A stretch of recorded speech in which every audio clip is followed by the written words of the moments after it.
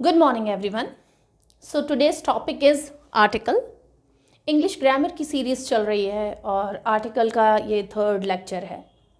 So previous lectures में हम लोगों ने बात की थी कि आर्टिकल होता क्या है और कैसे उसके यूजेज होते हैं.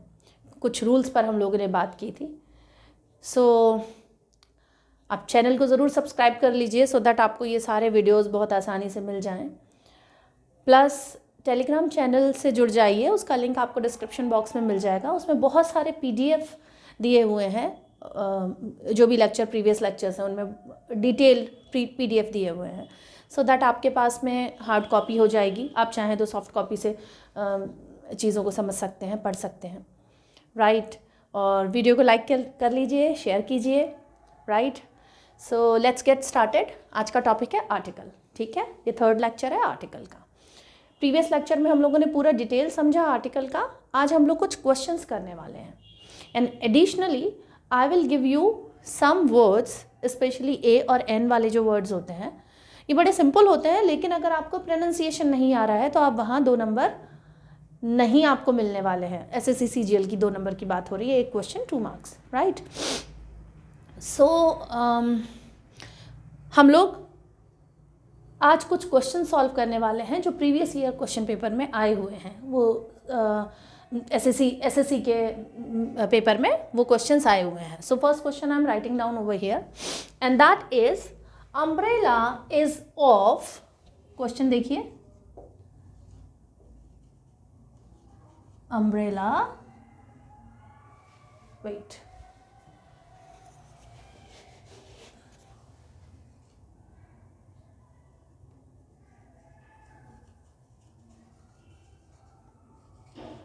is of, then one slash is there, no use,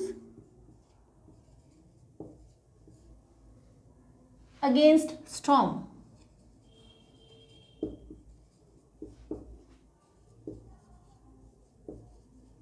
and here no error. ये जो एरर वाले क्वेश्चंस हैं उसमें ये क्वेश्चन आया हुआ है, umbrella is of no use against storm. अब जो पहली गलती एस्पिरेंट्स करते हैं उस पर बात करेंगे. आप इसको पढ़ते कैसे हैं? ज़्यादातर एस्पिरेंट्स कैसे पढ़ते हैं इसे? Umbrella is of. अब उसे सोचेंगे umbrella is of, umbrella is of, इसमें कहाँ गलती है? ठीक है. देन नो यूज़, फिर नो यूज़ पर देखेंगे. देन अगेंस्ट स्टॉर्म, फिर अगेंस्ट स्टॉर्म पर ध्यान लगाएंगे कि अगेंस्ट स्टॉर्म कौन सी गलती आ रही है इसमें. यही आपकी सबसे बड़ी गलती है.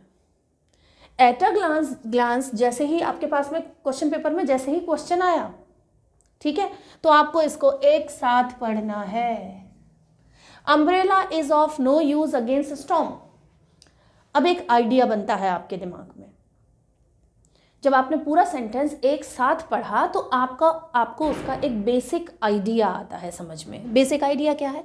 Umbrella is of no use against storm. अब आपको जब बेसिक आइडिया आ गया, मतलब कि आपको ये समझ आ गया कि कॉन्सेप्ट क्या है, सेंटेंस क्या कह रहा है. एक्चुअली अम्ब्रेला का स्टॉर्म में कोई यूज़ नहीं है. Umbrella is of no use against storm. अब आपने एक बार वो आइडिया ले लिया. शुरुआती तौर पर जब भी एरर ढूंढने वाले क्वेश्चंस आते हैं, ज़्यादातर एस्पिरेंट्स उसे छोटे छोटे टुकड़ों में पढ़ते हैं. ये सबसे बड़ी गलती है.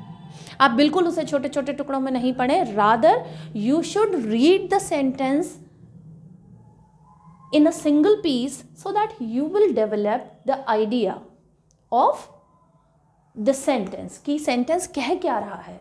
तो अब यहाँ पर सेंटेंस आपका कह रहा है umbrella is of no use against storm. Storm में अम्ब्रेला का कोई यूज़ नहीं है. अब ये कौन सा अम्ब्रेला, किस अम्ब्रेला की? कोई एनी ही अम्ब्रेला है ना, कोई स्पेसिफिक अम्ब्रेला की तो बात नहीं हो रहे हैं. कोई एनी या one. In my previous lecture I have told you कि ये जो एनी और वन के सेंस में जो आता है वो होता है ए या फिर an. A cow has a tail. गाय के एक टेल होती है. ठीक है, तो यहाँ पर जो अब आपको तुरंत एरर समझ में आ जाएगा. एरर यहाँ आना चाहिए था an umbrella is of no use against storm.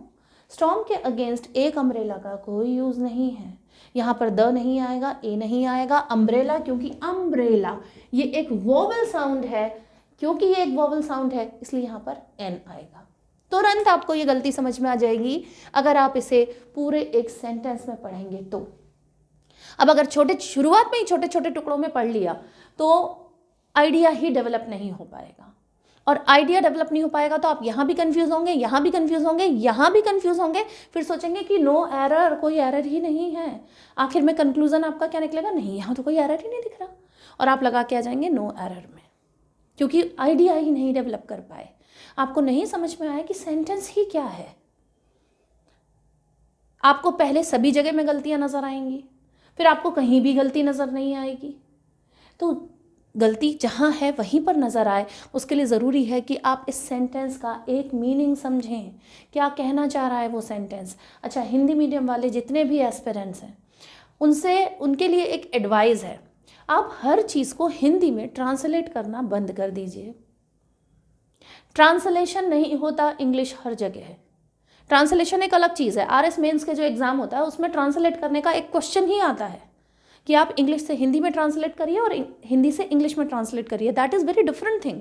English is a particular language, so just take it as a language, not always the translation कि हमने हिंदी से इंग्लिश कर दिया और इंग्लिश से हिंदी कर दिया, नॉट लाइक दैट। अब इस सेंटेंस को ट्रांसलेट मत करिए, बस समझिए उसे कि अम्ब्रेला का स्टॉर्म के अगेंस्ट कोई यूज़ नहीं है। क्या बड़ा तूफान आ रहा है, हम अम्ब्रेला लेके खड़े, कोई यूज़ नहीं है ना। लेकिन एन अम्ब्रेला, यहाँ पर एन अम्ब्रेला होगा और यही इसका एरर है। ऐसे आपके पास में ऐसे आएगा, ये ए बना होगा, ये बी है, ये सी है एंड दिस इज डी। तो आपको आंसर में क्या लिखना है, ए। यहाँ है एरर, क्योंकि एरर आपको पता चल गया। और एरर क्यों है, जब तक आप ये ना समझ जाएं कि एरर क्यों है, अपने दिमाग पर जोर डालिए और सोचिए एरर क्यों है। एरर इसलिए है क्योंकि एन अम्ब्रेला यहाँ होगा। क्यों होगा एन अम्ब्रेला, क्योंकि एनी के सेंस में आ रहा है और वन के सेंस में आ रहा है। An umbrella, this is a cow, right. So कोई एक गाय है। So an umbrella is of no use against strong. आया हुआ क्वेश्चन है, बहुत अच्छे से देखिए, इसका डिफिकल्टी लेवल समझिए और सॉल्व करने का तरीका समझिए। I am writing down question number 2 and here it is, here we go. Question number 2 is, the man was carrying large bag in his hand. The man was carrying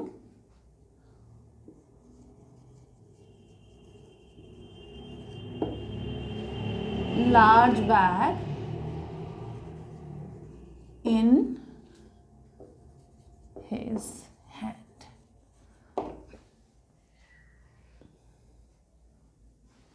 And here it is, no error.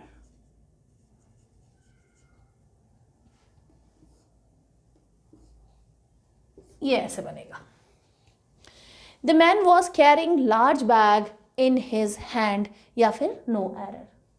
अब सबसे पहले एक साथ देखिए इसको। The man was carrying large bag in his hand, the man was carrying large bag in his hand. पहली बात तो जब आप पूरा सेंटेंस एक साथ पढ़ेंगे तो कहीं दिमाग में क्लिक हो जाएगा कि कुछ तो मिसिंग है, और मिसिंग समझ में आ जाएगा वहीं पर। यह आपके दिमाग का एक डाउट है।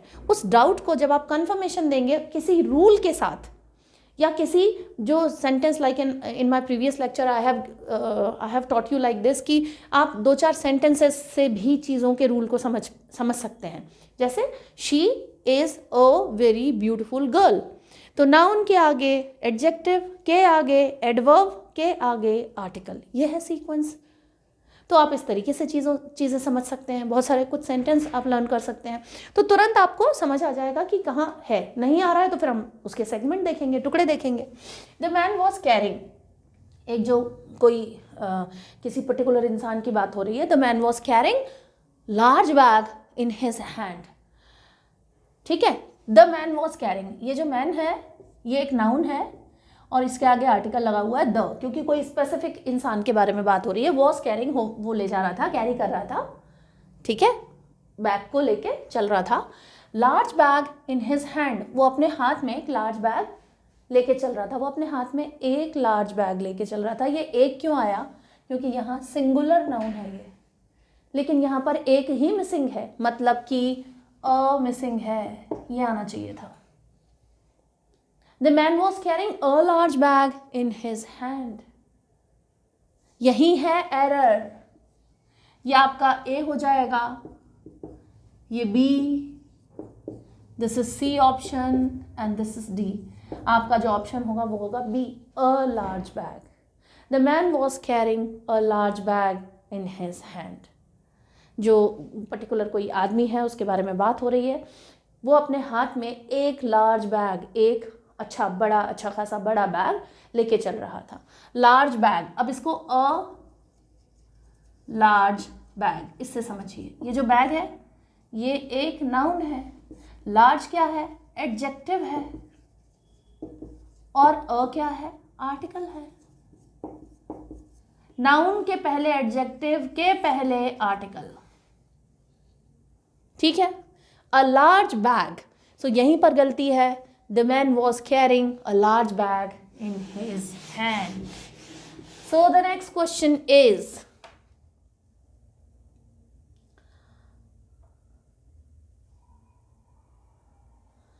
It's only after the war.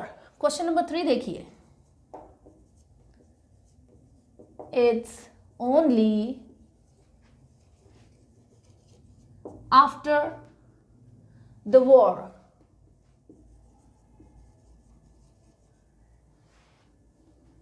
after the war is over that people realize how bad it was, how bad it was, and here no error, ठीक है। It's only after the war is over that people realize how bad it was and no error। ये ऐसे question बनेगा आपका, ठीक है। ये part A है, ये आपका पार्ट बी है, this is C and this is D, right. अब एक साथ देखेंगे, it's only after the war is over that people realize how bad it was. एक साथ पढ़ा, एक सेंस समझ में आया हमें? क्या सेंस समझ में आया कि it's only after the war is over that people realize how bad it was. जब कोई वॉर ख़त्म हो जाता है तब लोगों को समझ में आता है कि ये कितना ही ख़राब था, ठीक है। जब वॉर ख़त्म हो जाता है, शुरुआत में तो पीपल वर वेरी एंथुजियास्टिक और थोड़ा सा मीडिया और ये सारी चीज़ें लग जाते हैं, नहीं हमारा देश और ये, लेकिन वॉर कभी भी देश सबसे ऊंचा है, ठीक है। लेकिन वॉर एक अच्छा ऑप्शन नहीं है, और जितने भी अच्छे लीडर्स हुए हैं पूरे वर्ल्ड में वो हमेशा वॉर को टालने की बात करते हैं। और इंडिया तो अपना देश तो ऐसा देश रहा है जो कभी वॉर का पहल किया ही नहीं है, हमेशा वॉर को टालता है। लेकिन अब दुश्मन सिर पे ही आके खड़ा हो जाए तो फिर तो बिल्कुल हम भी तैयार हैं, तब वो वॉर में इंडल्ज होता है। भारत देश ने कभी भी वॉर की, युद्ध की पहल नहीं की है, ठीक है। तो वॉर के बारे में ही बात हो रही है, और यही आइडिया है इस सेंटेंस का कि एक war only after the war is over, जब वॉर खत्म हो जाता है ना तब लोगों को तब लोगों को पता चलता है कि कितना ख़राब था, ये कितना ही ख़राब था। क्योंकि एकदम से महंगाई बढ़ जाती है, बेरोज़गारी आ जाती है, बीमारी आ जाती है, लोग इतना डेथ हो जाती है वॉर में, इतनी कैलामिटी होती है, बिल्डिंग ख़राब हो जाती हैं, लाइक जो पैस्चर्स हैं, गाय भैंसों के चरने की जो जगह हैं वो ख़राब हो जाते हैं, आपका एग्रीकल्चरल फील्ड स्पॉइल्ड होते हैं, बहुत सारी बातें, तो ख़राब ही ख़राब है वॉर तो, ठीक है। तो it's only after the war is over, it's only after the war is over, no error। ये केवल तब होता है जब वॉर खत्म हो जाता है ना, तब पता चलता है, कोई एरर नहीं है, कोई एरर नहीं है। चलिए बात करेंगे अभी, दैट पीपल रियलाइज, जब पीपल रियलाइज करते हैं, ठीक है, how bad it was, people realize करते हैं हाउ बैड इट वॉज, कि कितना बुरा था। यहाँ पर पास्ट टेंस प्रेजेंट टेंस के चक्कर में मत पड़ जाइएगा, क्योंकि ये सिर्फ कंफ्यूज करने के लिए बनाया गया है। यहाँ हाउ बैड इट वॉज, ये कितना बुरा था, ये रियलाइज करते हैं, ये भी प्रेजेंट में है और ये भी प्रेजेंट में है, तो यहाँ कोई एरर नहीं है सेंटेंस का। टेंस से रिलेटेड कोई एरर नहीं आ रहा है यहाँ, क्योंकि ये भी प्रेजेंट टेंस है, ठीक है, और ये भी प्रेजेंट टेंस है। वॉर इज ओवर, ये भी प्रेजेंट टेंस है और ये भी प्रेजेंट टेंस है, इसलिए टेंस से रिलेटेड कोई एरर नहीं आ रहा है। दिमाग में ये चीज़ बिल्कुल अच्छी तरीके से बैठा लीजिए, क्योंकि आगे कह रहा है हाउ बैड इट वॉज, कि ये इतना खराब था, ये रियलाइज होता है उन्हें। जैसे आप जब आप कपड़े खरीद लेते हैं तब आपको रियलाइज होता है बहुत महंगा था, ठीक है। सो अब एरर कहाँ है? अच्छा, it's only after the war. अब आर्टिकल का टॉपिक है तो सीधे फोकस आपका आर्टिकल के ऊपर ही होगा, होना भी चाहिए, लेकिन जब क्वेश्चन ऐसा आएगा तो आपको नहीं पता होगा कि आर्टिकल में एरर है। एरर आर्टिकल में ही है। यहाँ इस द को देखिए, सेंटेंस क्या कह रहा है, मीनिंग क्या है सेंटेंस का, या आइडिया क्या है सेंटेंस का? आइडिया है कि जब एक वॉर ख़त्म हो जाता है तब लोगों को रियलाइज़ होता है कि कितना ही खराब था। जब एक वॉर, एनी, कोई भी वॉर, यहाँ कोई पर्टिकुलर वॉर की बात ही नहीं हो रही। यहाँ ना तो फर्स्ट वर्ल्ड वॉर दिया है, ना सेकेंड वर्ल्ड वॉर दिया है, ना यहाँ बैटल ऑफ प्लासी दिया है, ना बैटल ऑफ बक्सर दिया हुआ है। कोई बैटल नहीं दिया, कोई वॉर नहीं दिया, राइट?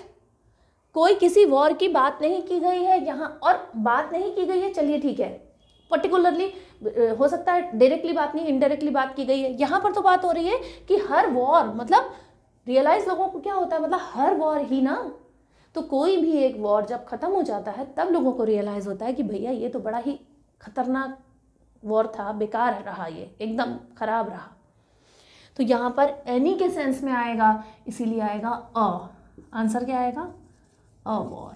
तो आंसर यहाँ पर आएगा ए, जो सेगमेंट ए है वहाँ है एरर, ठीक है।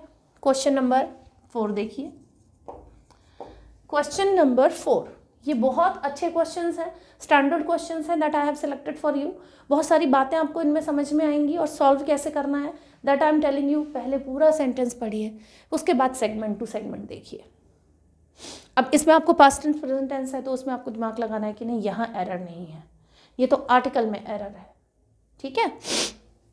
नेक्स्ट क्वेश्चन देखिए। Of the two options,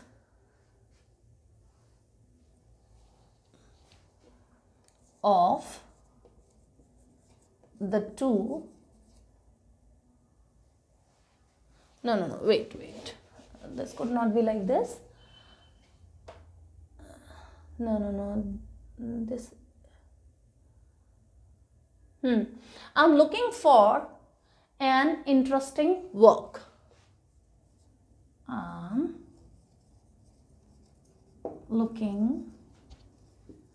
for, ठीक है, an interesting work in this new city, in this new city, and here no error। देखिए, अब आपको एकदम से इसमें लगेगा कि आई am looking for an interesting work in this new city, कोई एरर नहीं दिख रहा है इसमें।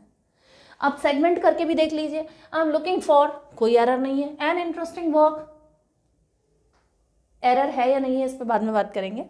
देखने से तो अभी एकदम से देखने से नहीं लगता कि एरर है, और जिन्होंने अच्छे से पढ़ाई की है उन्हें दिख भी जाएगा कि एरर है, एरर यही है, ठीक है। अब समझिए एरर, जिनको कंफ्यूजन है उन्हें एरर नहीं दिखेगा यहाँ। फिर इन दिस न्यू सिटी, यहाँ भी एरर नहीं है। तो जब समझ में आ गया है कि यहाँ एरर है तो अब आप समझिए क्या एरर है। आई am looking for an interesting work, ये वर्क क्या है? सीक्वेंस देखिए, सबसे पहले पोजीशन देखिए, ये नाउन है, नाउन के पहले एडजेक्टिव है और एडजेक्टिव के पहले आर्टिकल है। सीक्वेंस ठीक है, कोई दिक्कत नहीं है। फिर एरर कहाँ है? एरर यहाँ है। ये वर्क कैसा नाउन है? ये है अनकाउंटेबल, अनकाउंटेबल नाउन है। I have 3 works today, is this right sentence? No, it's not a right sentence. I have done my work, ये सही सेंटेंस है। वर्क अनकाउंटेबल है, ऐसे काउंट नहीं करते इंग्लिश में। हिंदी में शायद count, Hindi grammar, I don't have deep knowledge of Hindi grammar, so I can not से हिंदी में ये काउंटेबल है या अनकाउंटेबल है। इंग्लिश में अनकाउंटेबल है, वर्क को काउंट नहीं कर सकते, ठीक है। हाउ मच वर्क आता है, how much work have you done, तुमने कितना काम कर लिया। How many works have you done नहीं आता जब इंग्लिश में हम क्वेश्चन कंस्ट्रक्ट करते हैं, ठीक है। तो वर्क जो है वो अनकाउंटेबल है। अब वर्क क्योंकि अनकाउंटेबल है तो अनकाउंटेबल नाउन के आगे ए या एन नहीं आता, ठीक है। जो अनकाउंटेबल सीक्वेंस ठीक है, नाउन के आगे एडजेक्टिव, के आगे आर्टिकल, लेकिन नाउन क्या है वो तो देखिए, अनकाउंटेबल है। अनकाउंटेबल नाउन है इसलिए यहाँ पर एन तो आ ही नहीं सकता, एरर ये है। लेकिन एरर है छोड़ के, बस ये नहीं कि एरर समझ आ गया बस आगे बढ़ें। क्यों है एरर और इसकी जगह क्या आएगा? इसकी जगह एक सूटेबल वर्ड आता है जो जो डिटरमिनर्स होते हैं, डिटरमिनर्स के में से एक आ जाएगा, वो होगा some. I am looking for some interesting work in this new city. तो एन इंटरेस्टिंग वर्क नहीं आएगा। देखने से शायद ठीक लगता है क्योंकि इंटरेस्टिंग जो है उसके साथ एन ही आना चाहिए था, तो हो सकता है कि समझ आए कि अरे कोई एरर नहीं है। एरर तो है भैया, यहाँ एरर है, एन इंटरेस्टिंग लेकिन वर्क है। एन इंटरेस्टिंग वर्क है, वर्क क्योंकि अनकाउंटेबल नाउन है इसलिए एन नहीं आएगा वहाँ। तो सीधे सीधे एरर आपको समझ में आ गया। सेगमेंट जो है बी, उसमें आपको एरर मिल जाता है यहाँ। चलिए क्वेश्चन नंबर 5। आप लोग स्क्रीनशॉट लेते चलिए साथ में, सो दैट आपको ये क्वेश्चंस बाद में आपके पास मिल जाएंगे easily, right. Question number 5, it's also a good question, अच्छा क्वेश्चन है, देखते चलिए। After returning from the jail, after returning from the jail,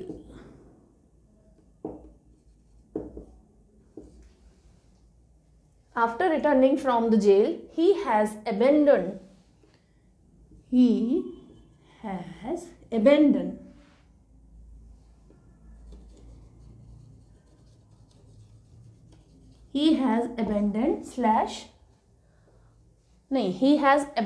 उसके बाद में all the criminal activities, abandoned all the criminal activities,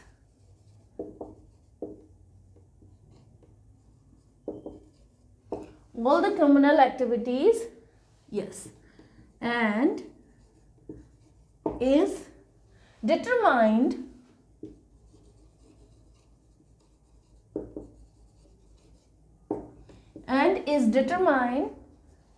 to lead a simple life, to lead a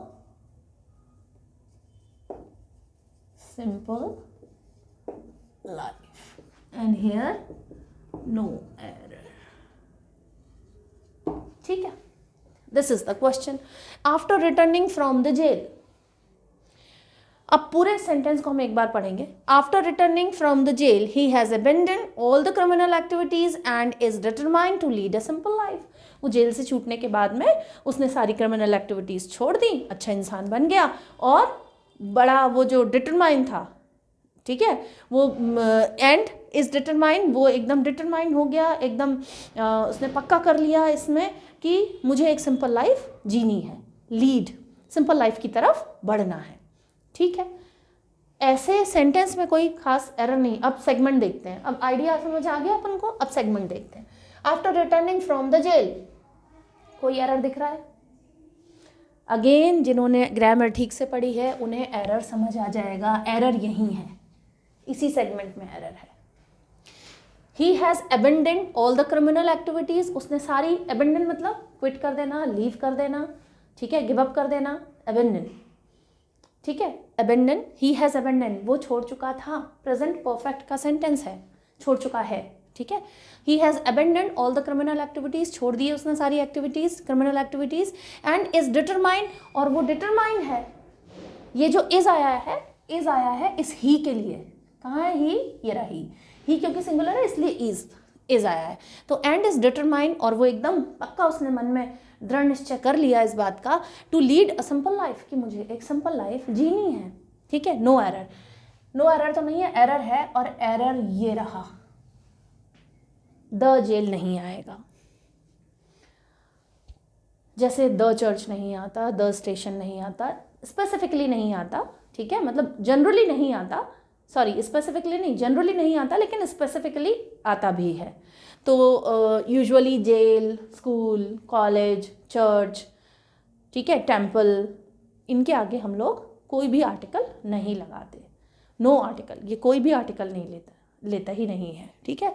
so after returning jail, after returning from jail, the नहीं आएगा यहाँ। ये जो the है आपके क्वेश्चन पेपर में द लिखा हुआ था, ये द नहीं आएगा। After returning from jail he has abandon all the criminal activities, ये द क्रिमिनल क्यों आएगा, क्योंकि पहले कुछ क्रिमिनल एक्टिविटीज़ वो कर रहा था, वो पता है, तभी तो उसको जेल हुई थी, ठीक है। तो the criminal activities and is determined to lead a simple life, क्यों आया, क्योंकि एक सिंपल लाइफ के बारे में, एनी सिंपल लाइफ के बारे में बात हो रही, कोई स्पेसिफिकली सिंपल लाइफ नहीं बात हो रही है। तो ये दोनों आर्टिकल सही हैं, बट ये जो द है वो द नहीं आएगा। ये कुछ क्वेश्चंस हैं। सो इन क्वेश्चन के थ्रू, ऐसे ही क्वेश्चन आते हैं सीजीएल में, राइट, इसी तरह के क्वेश्चंस आएंगे। नाउ कुछ वर्ड्स हैं that I would like to tell you, a और एन वाले, ठीक है। आर्टिकल जो ए और एन है, कुछ वर्ड्स हैं जो आपको याद रखने हैं, क्योंकि अगर इस तरह के वर्ड्स आ गए तो बहुत ही सिंपल क्वेश्चन है, फिर तो आप समझ लीजिए बिल्कुल आसानी से नंबर मिल रहे हैं, और वो आपको याद ही करने पड़ेंगे, उसका कोई ऑप्शन नहीं है, आपको याद ही करने पड़ेंगे विद देयर प्रोनाउंसिएशन, क्योंकि प्रोनाउंसिएशन का ही सारा खेल है आर्टिकल ए और एन में। ऑनेस्ट, स्पेलिंग तो एच से स्टार्ट होती है, but we pronounce it honest rather than honest. Honest pronunciation नहीं होता, ऑनेस्ट होता है। सो ऐसे कुछ वर्ड्स हैं, आई am writing down over here. The first one is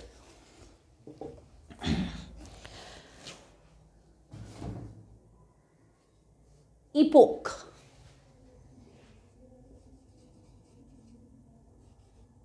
what do we pronounce it? epoch. epoch मतलब एक पूरी की पूरी century, that is epoch, right?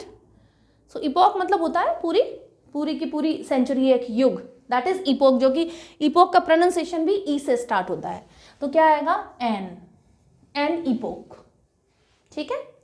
दूसरा जो वर्ड है वो है यूलॉजी,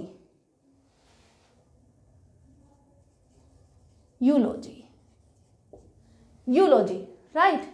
यूलॉजी मतलब होता है किसी की बहुत तारीफ करना, कुछ कविता लिख देना, कुछ बोलना तारीफ में, सो दैट इज यूलॉजी। यूलॉजी जो है ई से स्टार्ट हो रहा है, ये यूलॉजी नहीं होता, इसका प्रोनाउंसिएशन यूलॉजी होता है। अब यूलॉजी है तो यूलॉजी, कोई प्रशंसा करना, कोई स्तुति करना, है ना, कोई प्रेज करना, कोई एडमायर करना, तो दैट इज यूलॉजी। तीसरा word I am writing down, utensil you know very well, uniform you know very well, umbrella you know, uniform भी य से शुरू होता है, यूनिफॉर्म, एन अम्ब्रेला, क्योंकि अम्ब्रेला वोवेल साउंड से स्टार्ट होता है, ठीक है। एक EWE, इसका जो प्रोनाउंसिएशन होता है वो होता है यू। क्या प्रोनाउंसिएशन है, यू, इसका प्रोनाउंसिएशन ही यू है, और इसका मीनिंग क्या है, जो फीमेल शीप होती है उसको यू बोलते हैं, EWE, पर प्रोनाउंसिएशन ई है, वोवल है, इसलिए आएगा प्रोनाउंसिएशन क्योंकि य है, य से स्टार्ट हो रहा है, इसलिए आएगा you. I have seen a you,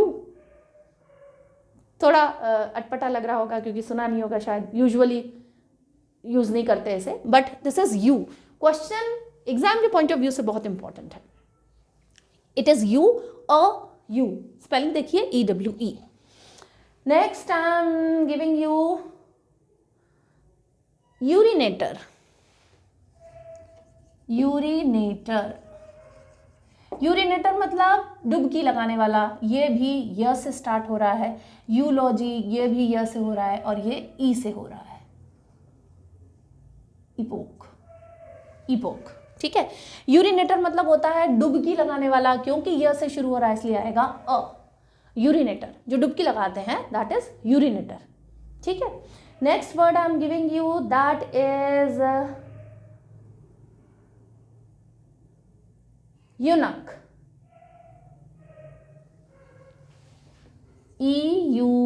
EUNUCH, यूनक। ये भी यू से स्टार्ट हो रहा है।